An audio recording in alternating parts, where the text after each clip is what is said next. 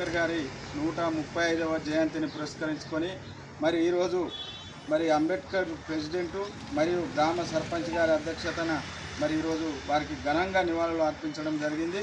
మరి అంబేద్కర్ గారు తన జీవితాన్ని అణగారిన వర్గాల కోసం మరియు స్త్రీల హక్కుల కోసం మరి ఆ రోజు ఆయన చేసినటువంటి పోరాటం మరి ఈరోజు స్త్రీలు హక్కులు పొందుతున్నారంటే ఈరోజు మరి ఎస్సీ బీసీలు కూడా ఇవాళ రిజర్వేషన్లు వస్తున్నాయంటే మరి ఆయన పుణ్యం, ఆయన దయ.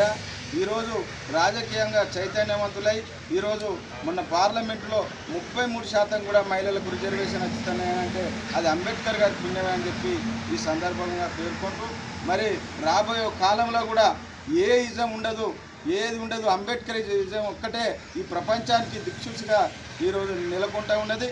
మరి అంబేద్కర్ గారి సేవలను ప్రతి ఒక్కరూ కూడా చైతన్యవంతం యూత్కు చైతన్యవంతం చేసి మరి వారి అడుగుజాడల్లో నడవాలని చెప్పి ఈ సందర్భంగా పేర్కొంటున్నాను.